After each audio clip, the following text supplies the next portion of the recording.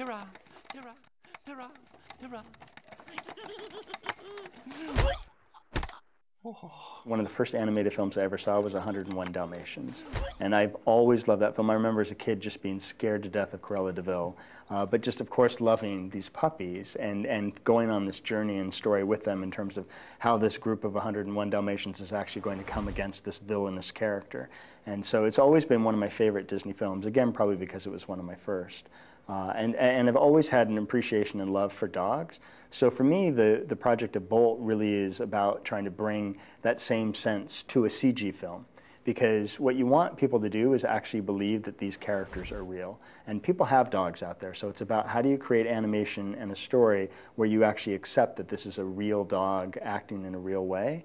And so for me, that's one of the things I'm most proud of in the film is that the animators really went in there and studied dog behavior and dog movement, as well as cats and hamsters, to bring a true believability to it. And I think if you look back at 101 Dalmatians, it's the same thing. There's a lot of studying that goes on in terms of physical movement that allow you to get lost into who these characters are, because you're not thinking about, is it a 2D drawing or is it a CG character in a computer? You're actually accepting it to be a real live dog or cat or hamster.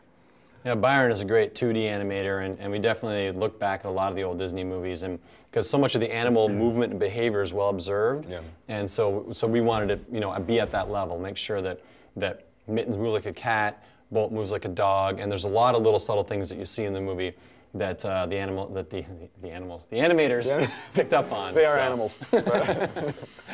Ball? Ball? Having the dogs and cats and hamsters look realistic was so important to the film, because you want the audience to go, oh, that's just like my dog, or that's just like my cat. And the more you give them to relate to that, the more kind of magical it'll feel for them. So we did bring in real dogs and did a lot of footage, shot a lot of video footage with real dogs, real cats.